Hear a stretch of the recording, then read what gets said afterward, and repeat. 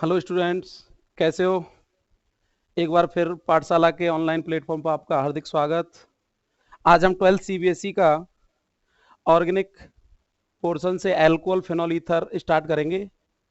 तो सबसे पहले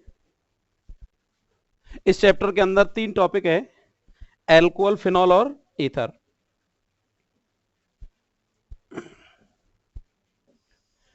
एल्कोहल, फिनॉल, ईथर में फर्स्ट ऑफ ऑल हम एल्कोहल की बात करते हैं। एल्कोहल होते क्या है? एल्कोहल कहते किसे हैं? एल्कोहल जो है वो हाइड्रोकार्बन एल्केन के हाइड्रोक्सी डेरिवेटिव्स होते हैं, या हम ऐसे कह सकते हैं hydroxy derivative of aliphatic hydrocarbon. यानी आपको एलिफेटिक हाइड्रोकार्बन में से किसी भी हाइड्रोजन को रिप्लेस हाइड्रोक्सी ग्रुप द्वारा अगर हम करेंगे तो प्राप्त होने वाले कंपाउंड क्या कहलाएंगे? एल्कोहल। या ऐसे भी कह सकते हैं alcohol are hydroxy derivative aliphatic hydrocarbon in which the OH group is attached to alkyl group. यानी जिन यौगिकों में OH डायरेक्ट एल्किल ग्रुप के साथ अटैच होगा वो क्या कहलाएंगे? एल्कोहल कहलाएंगे। आपने लिखा hydrocarbon alkene RH,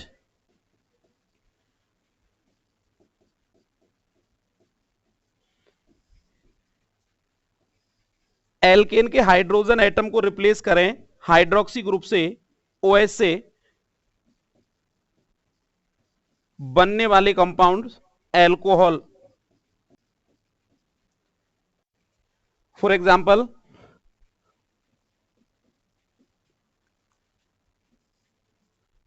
methane. Methane में से एक हाइड्रोजन को रिप्लेस करना है हाइड्रोक्सी ग्रुप से, बनने वाला compound CH3OH, methanol. Example CH3CH3 alkane ethane. Ethane के किसी भी हाइड्रोजन को रिप्लेस करें OH से, क्या बनेगा? CH3CH2OH, CH3CH2OH और यौगिक का नाम एथेनॉल। क्लियर? यानी hydroxy derivative of aliphatic hydrocarbon are called alcohol. ये आप ऐसे भी एक्सप्लेन कर सकते हैं, alcohol are hydroxy derivatives of aliphatic hydrocarbon in which the OH group is attached to alkyl group. यदि किसी भी एल्किल ग्रुप से डायरेक्ट OH ग्रुप अटैच है तो ऐसे ऑर्गेनिक कंपाउंड्स एल्कोहल कहलाते हैं। सबसे पहले हम एल्कोहलों में जो पढ़ेंगे वो पढ़ेंगे क्लासिफिकेशन ऑफ एल्कोहल। एल्कोहल का classification, first of all on the basis of OH group. OH group बोले तो hydroxy group.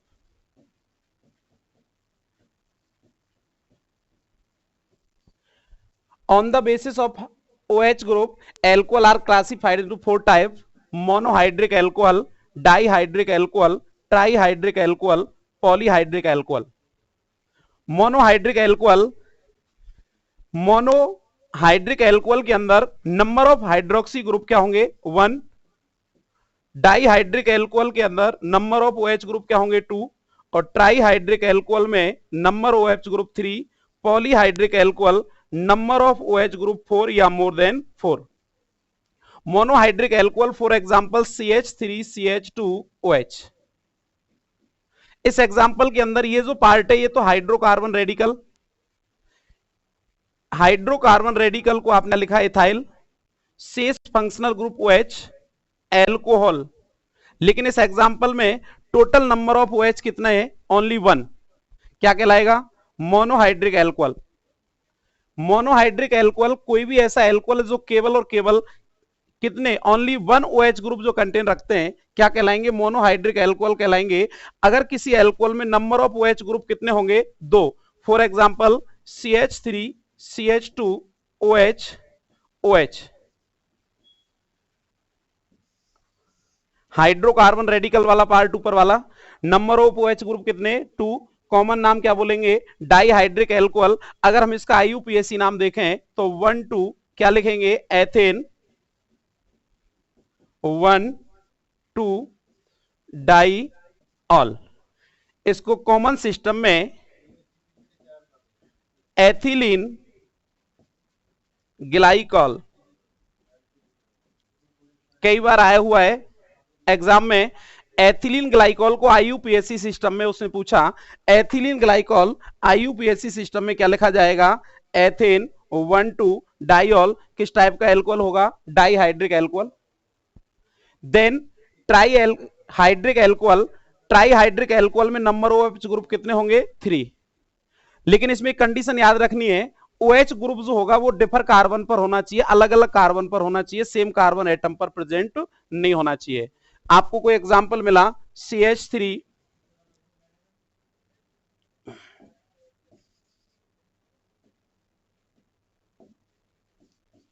CH2 CH CH2 OH OH OH, ये वाला पार्ट हाइड्रोकार्बन रेडिकल है। Number of OH group count करेंगे तो 1 2 3 कौन से एल्कोहल कहलाएंगे? Trihydric alcohol. नाम लिखना चाहेंगे तो क्या बनेगा? 1 2 3 propane,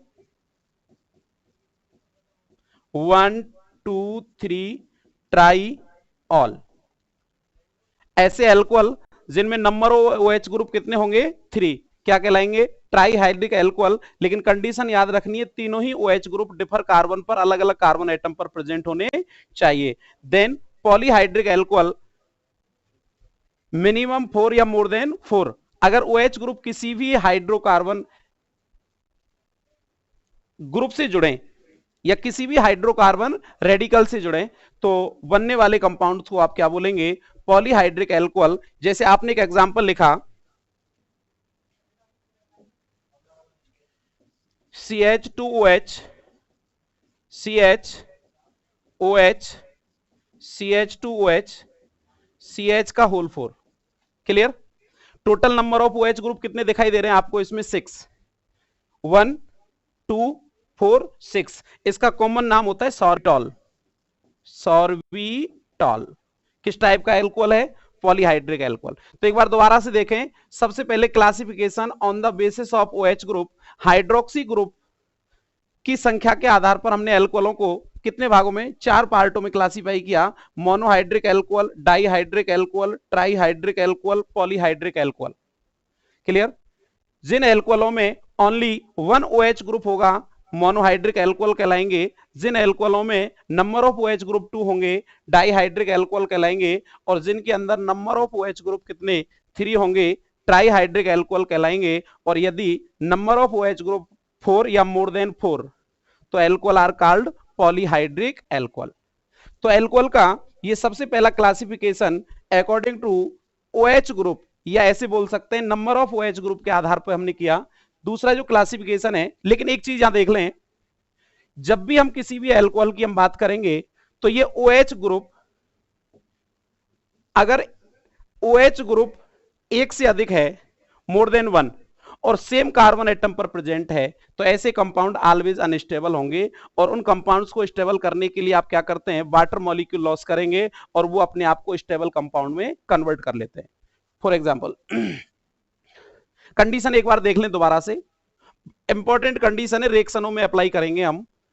when 2 or more OH group are attached to same carbon atom, the compound is usually unstable. The compound lose a water molecule and convert to stable compound. दोबारा से देखो, यदि आपको कहीं भी किसी भी कंपाउंड में सेम कार्बन एटम पर 2 या more than 2 OH group attach मिले तो ऐसे कंपाउंड यूजुअली क्या होंगे? अनस्टेबल माने जाएंगे। और उन कंपाउंड्स को आप स्टेबल करने के लिए किसका? वाटर मॉलिक्यूल्स, एक जल का अणु बाहर रिलीज कर देंगे तो वो कंपाउंड अपने आप को किसमें? स्टेबल कंपाउंड्स के अंदर क्या कर लेता है? कन्वर्ट कर लेता है। कैसे? एक बार देख लो। हमने कोई एग्जांपल देखा CH3 CH OH OH। इस एग्जांपल को देखो ध्यान से। इसमें आपने सेम कार्बन एटम पर कितने? 2 OH ग्रुप अटैच किए। अब इस समय ये कंपाउंड आपका क्या होगा? अनस्टेबल होगा। ओके। इस कंपाउंड को अगर हमें स्टेबल करना है तो इसको टेम्परेचर देंगे, और टेम्परेचर देने पर ये अपने आप से एक वाटर मॉलिक्यूल लॉस करेगा H2O। जैसे ही H2O यहां से लॉस होगा, ये सिंगल बॉन्ड इधर से टूटेगा, ये सिंगल बॉन्ड इधर से, तो ये कार्बन इस ऑक्सीजन के साथ क्या बनाएगा, डबल बॉन्ड। तो देखना कौन सा कंपाउंड का फॉर्मेशन होगा, CH3 single bond CH double bond O। क्या बना, CH3 CH double bond O। Compound का अगर हम नाम लिखना चाहें तो ये है एथेनल, लेकिन हमें नाम से कोई लेना नहीं है अभी, हमें यह पता होना चाहिए इस समय ये कंपाउंड हम कैसा मान रहे हैं, स्टेबल मान रहे हैं। दोबारा से देख लो, ये कंपाउंड हमने कैसा माना, अनस्टेबल, क्योंकि इस कंपाउंड के अंदर एक कंडीशन हमें देखने को मिल रही है। इस कंपाउंड में इस CH वाले कार्बन पर, कौन से कार्बन पर, दोबारा ध्यान से देखो, ये जो CH है, इस CH पर नंबर ऑफ OH ग्रुप कितने हैं, 2, और कहीं भी आपको 2 या मोर देन 2 OH ग्रुप आपको किसी भी सेम कार्बन एटम पर मिलेंगे तो वो कंपाउंड हम क्या मानेंगे, अनस्टेबल मानेंगे। किसी भी रिएक्शन के दौरान इस अनस्टेबल कंपाउंड को अगर हमें स्टेबल कंपाउंड में कन्वर्ट करना है तो ये अपने अंदर से क्या लॉस करेगा, वाटर मॉलिक्यूल लॉस करेगा। हीट करेंगे, टेम्परेचर देंगे, वाटर मॉलिक्यूल बाहर जाएगा और ये अपने आप को किस में कन्वर्ट कर लेगा, स्टेबल कंपाउंड में। अब ऐसा नहीं है कि इसमें इथेनॉल बनेगा, कोई भी कंपाउंड अकॉर्डिंग टू सिचुएशन आप वहां देखेंगे। आपको तो एक सिचुएशन याद रखनी है, अगर कहीं सेम कार्बन पर 2 या मोर देन 2 OH ग्रुप हैं तो ऐसे कंपाउंड्स ऑलवेज अनस्टेबल होंगे, और उन कंपाउंड्स को आप स्टेबल करने के लिए आप उसमें से एक वाटर मॉलिक्यूल का क्या करेंगे, लॉस, और जो कंपाउंड बनना होगा वो कैसा बनेगा, स्टेबल। ये हमें याद रखना है, ये आपसे पूछेगा नहीं कोई। किसी भी रिएक्शन के दौरान आपको ये सिचुएशन मिल सकती है कि सेम कार्बन एटम पर कितने, 2 या मोर देन 2 OH ग्रुप हो, तो आप उसको क्या मान के चलें, अनस्टेबल मान के चलें, और उसको स्टेबल करने के लिए उसके अंदर से किसका लॉस करेंगे, वाटर मॉलिक्यूल लॉस करेंगे। देख लो एक एग्जांपल और देख लो इसका। यदि एग्जांपल ये मिला CH3 CH3 C,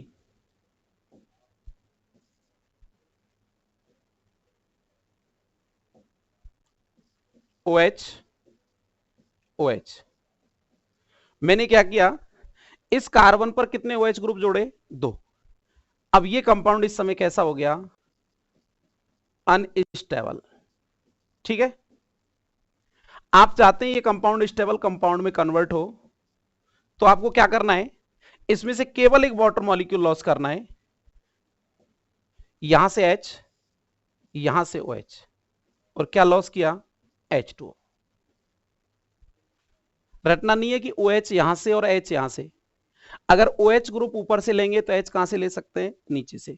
हमें तो क्या निकालना है, वाटर लॉस करना है। जैसे आप वाटर लॉस करेंगे, ग्रुप क्या बचेगा, C और O के बीच कैसा बॉन्ड बनेगा, डबल। कंपाउंड क्या बनेगा, देखना, CH3 CH3 C double bond O, और ये कैसा कंपाउंड हो गया, स्टेबल कंपाउंड। नाम लिखना चाहे तो क्या है इसका नाम, एसीटोन। ठीक है, तो याद रखना, कहीं भी सेम कार्बन पर 2 और मोर देन 2 OH ग्रुप अगर अटैच मिलेंगे तो वो कंपाउंड्स कैसा होगा, अनस्टेबल, और उस कंपाउंड को स्टेबल करने के लिए हम क्या करते हैं, उसमें से एक वाटर मॉलिक्यूल्स का लॉस करते हैं, तो वो कंपाउंड अपने आप को स्टेबल कंपाउंड में कन्वर्ट कर लेता है। लेकिन ये कंसेप्ट कंप्लीट ऑर्गेनिक केमिस्ट्री में अप्लाई होगा, केवल एक एग्जांपल को छोड़कर। यानी ये सिचुएशन केमिस्ट्री में कहीं भी मिलेगी, कंपाउंड्स कैसे माने जाएंगे, अनस्टेबल। स्टेबल में कन्वर्ट करना है, किसका लॉस करेंगे, वाटर मॉलिक्यूल्स का। लेकिन केवल और केवल एक कंडीशन को, एक एग्जांपल को छोड़कर, कौन सा एग्जांपल है वो देख लो आप एक बार। हाउएवर क्लोरल हाइड्रेट, बहुत इंपॉर्टेंट एग्जांपल है। Chloral hydrate is a stable compound due to intramolecular hydrogen bonding. जो कंडीशन हम ऊपर पढ़ के आ रहे हैं, यही कंडीशन एक क्लोरल हाइड्रेट में भी देखने को मिलती है। क्लोरल हाइड्रेट के अंदर सेम कार्बन पर 2 OH ग्रुप अटैच होते हैं, लेकिन वो कंपाउंड कैसा होता है, स्टेबल होता है। क्यों होता है, अगर रीजन पूछा जाए तो आप रीजन बताएंगे, due to intramolecular hydrogen bonding, क्योंकि उसके अंदर इंट्रामोलिकुलर हाइड्रोजन बॉन्डिंग की वजह से वो अपने आप को कैसा कर लेता है, स्टेबल कर लेता है, और इसीलिए 2OH ग्रुप सेम कार्बन पर रखते हुए भी वो कैसा होगा, स्टेबल, ना कि अनस्टेबल। इसके अलावा कोई भी कंपाउंड जो एक कार्बन पर नंबर ऑफ OH कितने रखेगा, 2 या 2 से अधिक, वो कंपाउंड ऑलवेज क्या माना जाएगा, अनस्टेबल। स्टेबल करने के लिए आप किसमें, वाटर मॉलिक्यूल को लॉस करते हुए चलेंगे। आप देखो क्लोरल हाइड्रेट की स्ट्रक्चर क्या होती है और ये अपने आप को स्टेबल कैसे कर लेता है। दो क्लोरल हाइड्रेट का फॉर्मूला होता है CCl3 CHOH का उल्टाइस, ये फॉर्मूला है क्लोरल हाइड्रेट का। ये स्टेबल क्यों हो जाता है, सेम कार्बन पर 2OH ग्रुप रखते हुए भी। देखो आप इसकी स्ट्रक्चर बनाएं, ये कार्बन, कार्बन से कितने Cl जुड़े हुए हैं, 3, 1 2 3, ठीक है। सिंगल बॉन्ड CH, CH पर कितने OH जुड़े हुए हैं, 2। मैं इसको ऐसे बना दूं स्ट्रक्चर, OH1 OH2। देखो सिचुएशन कौन सी आ गई, हाइड्रोजन बॉन्डिंग की कंडीशन आ गई। हाइड्रोजन एटम अपने से ज्यादा इलेक्ट्रोनेगेटिव एटम्स के बीच में हो तो एक के साथ कोवेलेंट बॉन्ड और दूसरे के साथ हाइड्रोजन बॉन्डिंग करता है, तो ये इसके साथ क्या करेगा, हाइड्रोजन बॉन्डिंग कर लेगा ये, और ये इसके साथ हाइड्रोजन बॉन्डिंग कर लेगा। इस इंट्रामोलिक्यूलर हाइड्रोजन बॉन्डिंग के कारण, इंट्रामोलिक्यूलर हाइड्रोजन बॉन्डिंग के कारण कौन है ये, क्लोरल हाइड्रेट अपने आप को कैसा कर लेता है, स्टेबल कर लेता है। तो याद रह जाएगा, क्लोरल हाइड्रेट भी एक कार्बन पर कितने OH ग्रुप रखता है, 2, लेकिन इसके अंदर क्या पाया जाता है, इंट्रामोलिक्यूलर हाइड्रोजन बॉन्डिंग, और इंट्रामोलिक्यूलर हाइड्रोजन बॉन्डिंग के कारण ये अपने आप को कैसा कर लेता है, स्टेबल। इस एग्जांपल को अगर हम छोड़ दें तो इस एग्जांपल के अलावा ऑर्गेनिक केमिस्ट्री में कहीं भी आपको सेम कार्बन पर 2 या मोर देन 2 OH ग्रुप अगर मिलेंगे तो ऐसे कंपाउंड्स ऑलवेज क्या माने जाएंगे, अनस्टेबल माने जाएंगे, जिनको स्टेबल करने के लिए हम वाटर मॉलिक्यूल का क्या करेंगे, लॉस करेंगे। नेक्स्ट देखो, हमें जो इस चैप्टर